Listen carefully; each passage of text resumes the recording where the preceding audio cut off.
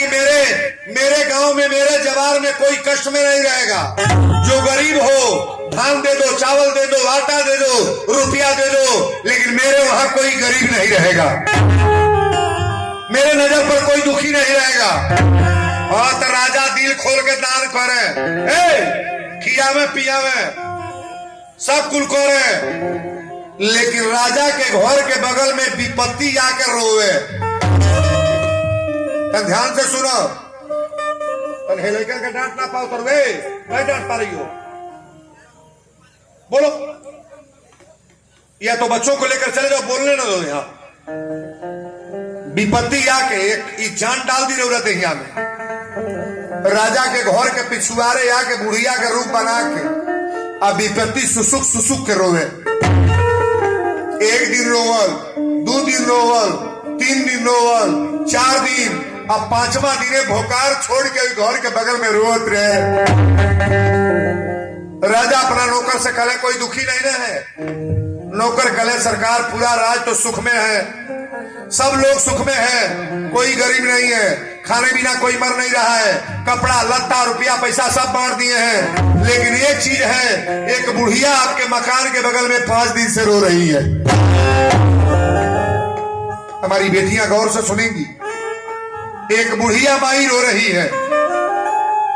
राजा अपना कुर्सी छोड़ करके बुढ़िया माई के पास गए और बुढ़िया को बुला करके प्रणाम किए, कहे माता जी प्रणाम। बुढ़िया कही बेटा आनंद में रह। राजा कहने लगे कि सब हमारे राज में सुखी में है, खुश है, अपने रोने का कारण बताओ माता, अपनी रोने का कारण बता दो। बुढ़िया ने कहा राजा मेरा नाम विपत्ति है,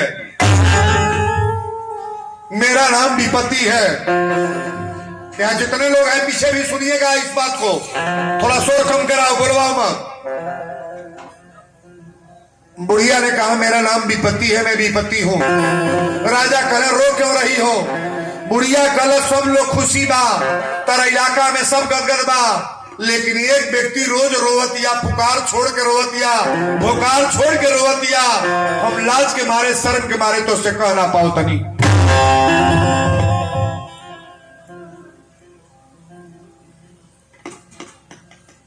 राजा कहे मेरे राज में कौन हो रहा है? बुढ़िया कलश राजा ईमानदारी से बोलो शादी कैले बड़ो? कले हाँ शादी कैले बनी। कले तोहर औरत बा? कले औरत बा। बुढ़िया कलश औरत तोहर कहाँ बा? अत नैहर में बा। अत कितना दिन से? अत 5 बरस से। बुढ़िया कले तो 5 बरस से नैहर में काहे बा? कले में कारण बातों से माता जी का बताई। बुढ़िया कले से राजा तो हर मेहरारू दिन भर में 5 बेर रोवे ले, डेली रोती है वो। तुम्हारी औरत रोती है राजा, और तुम्हारी औरत के रोने का मतलब कि मैं रो रही हूं और तुमसे बताने में आई हूं तुम्हारा धन नाश हो जाएगा। आज के 5वां दिन है, तुम्हारे परिवार में कोई दीपक जलाने वाला नहीं बचेगा। सारा खेत बिक जाएगा, प्रॉपर्टी बिक जाएगा, राज बिक जाएगा, तुम्हारे घर में कोई दीपक जलाने वाला नहीं बचेगा।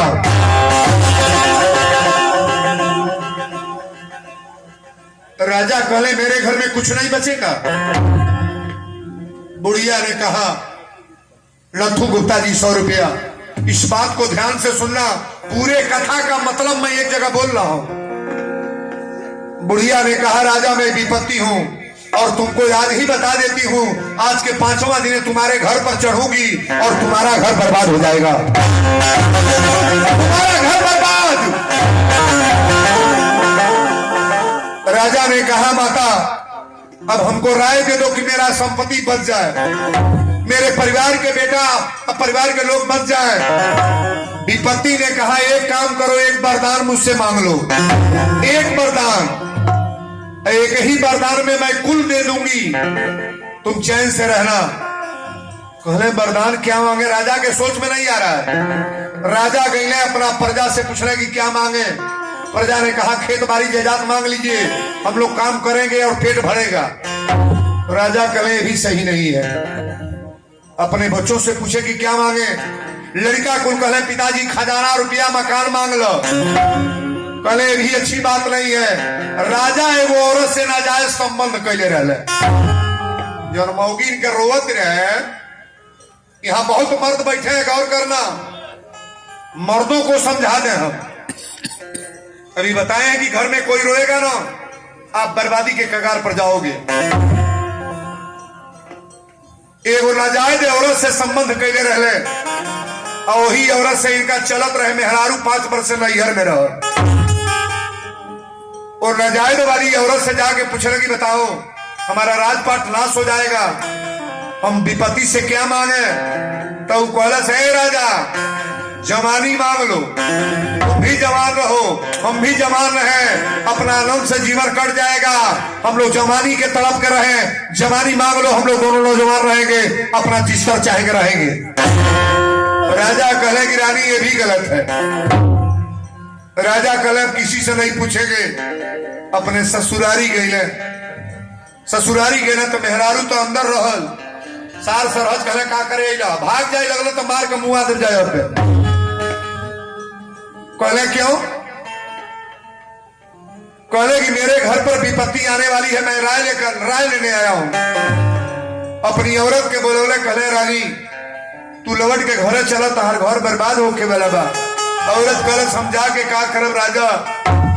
अरे 5 बरिस हमके तू लौड़ी के तरह से बुझले बड़ा छोड़ दिया, तारी घरे जाके का कर? तू अपन चारी काटा केहू के राख के केहू के साथे रह। तोरा धन से तोरा खेत से हमरा कोनो मतलब ना बा स्वामी, तू जा।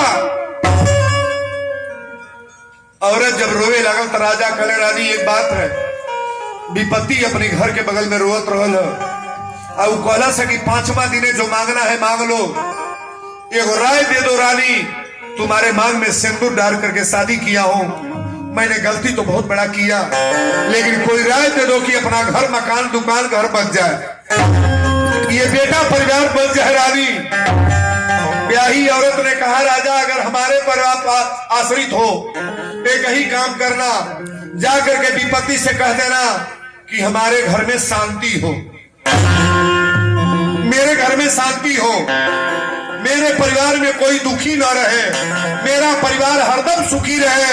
राजा एक ही बात मांग लेना कि मेरा परिवार जितने लोग हैं सब लोग सुखी रहे। राजा गदगद हुए, इससे अच्छी बात है कौन? इनकी औरत को दुख था कि नहीं? नहीं था।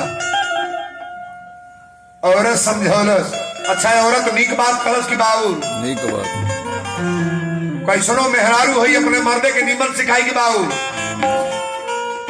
कतनो पियकड़ मर्द बा मेहरारू सिखावे ले समझावे ले कि दीदी भर तू दारू पियबा घर कैसे रही, तरकारी नहीं खिलाइल बेटा वही तरह तू यही तरह कैसे घर चली।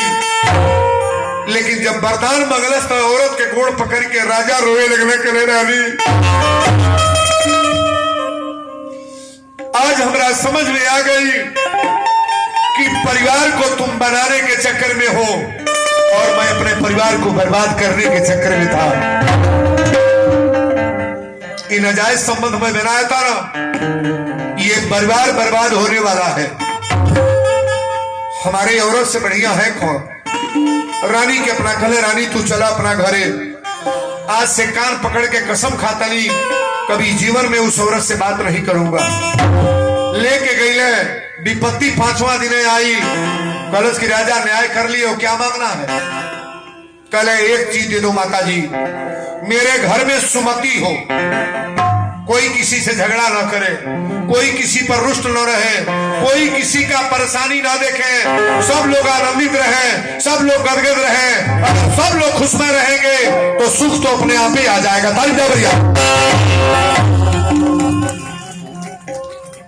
विपत्ति ने कहा वाह बेटा,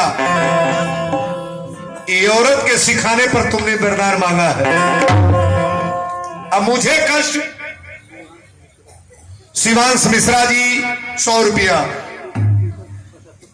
रवि कंप्यूटर सेंटर बसंतपुर चौराहा भैया की तरफ से 100 रुपया। अच्छा ये औरत असली बताई कि नकली? नहीं बोलोगे? यहाँ जितने मर्द हैं अगर औरत पर विश्वास नहीं करते हो, हम हाथ जोड़ करके निवेदन करेंगे, अपनी अर्धांगिनी पर तो कम से कम विश्वास किया करो। ताली बजाओ बरियारे। अपनी औरत पर विश्वास करके काम करो। औरत कभी पति को गलत राय नहीं देगी। औरत कभी अपने पति को, पत्नी उसी को कहते हैं कि पति को पतन से बचा ले। पत्नी उसी को कहते हैं कि पति को पतन से बचा ले। पत्नी उसी को कहते हैं अर्धांगिनी, जो आधा शरीर की मालिक है, अपने पति को पतन से बचा ले, धर्मात्मा बना ले, धर्म के रास्ता पर जगा ले, उसको कहते हैं पत्नी। ताली बजाओ बरियारे।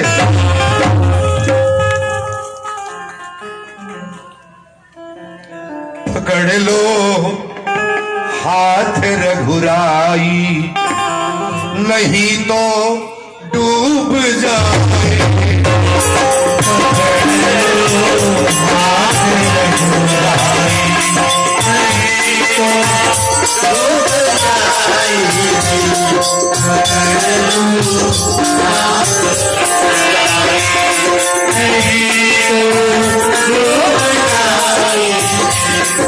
हमारा कुछ न बिगड़ेगा, हमारा कुछ न बिगड़ेगा, तुम्हारी लाज जाएगी।